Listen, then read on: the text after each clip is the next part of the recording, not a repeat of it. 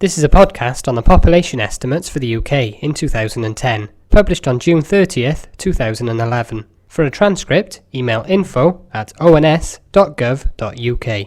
The population is estimated at the midpoint of each year. On the 30th of June 2010, the population of the UK was estimated to be 62.3 million people, which was an increase of nearly 500,000, or 0.8% since 2009. And this is the largest annual increase since 1962. The population consists of 30.6 million males and 31.6 million females. We can break down the 62 million population into the four countries of the UK. In England, there were 52.2 million people. There were 5.2 million in Scotland, 3 million in Wales, and 1.8 million in Northern Ireland. So how much of the population within the UK is in each country? Well, if we display this pie chart, we can see that England makes up 84% of the UK population, Scotland 8%, Wales 5%, and Northern Ireland 3%. We will now look at the numbers of males and females in the UK since 1998. First, plotting females, we see that their population has increased by 5.3% from 30 million to 31.6 million. Now looking at males, their population has increased by 7.7% from 28.5 million to 30.6 million. We can see consistent growth over the whole time period, with the gap between males and females slowly declining. So what caused this growth? The main components of population change are net migration of long-term migrants coming into the UK and natural change, the difference between numbers of births and deaths. Looking first at net migration, we can see it has generally increased over time, with a peak in 2005. Most of the increase in net migration since 2009 is due to a fall in the number of people migrating out of the UK. Now looking at natural change, we see that it has been increasing since 2002 due to both increasing numbers of births and decreasing numbers of deaths. So we can see that there was more growth due to net migration than due to natural change between 1999 and 2007.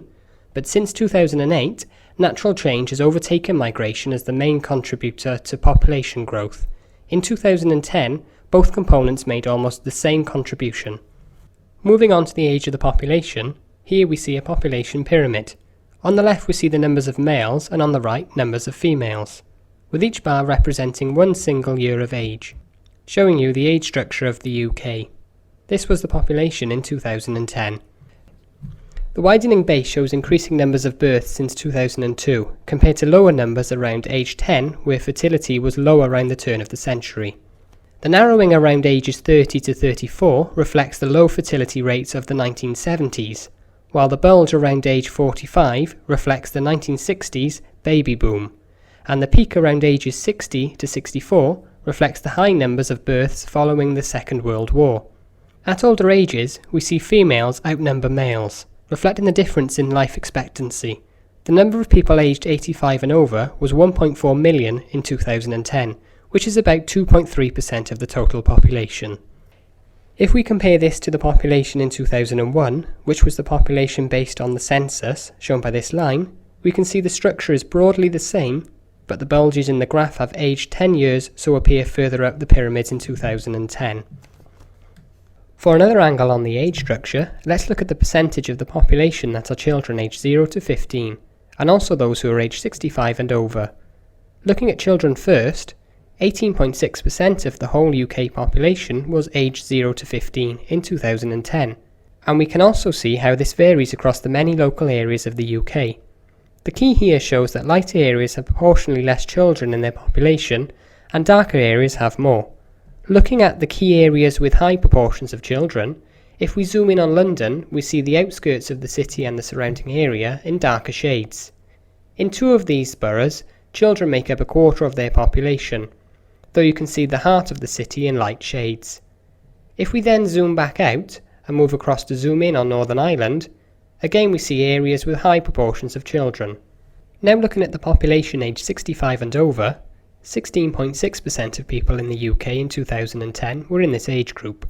Again, looking at differences across the country, we see most of the darker regions, indicating the highest percentage of older people, are concentrated around the coastal areas of England. In 10 local authorities, there were more than a quarter of the population aged 65 and over. Historical population estimates and more detail on the latest estimates can be found on the ONS website. For further information about population statistics or queries about this podcast, please email pop.info@ons.gov.uk.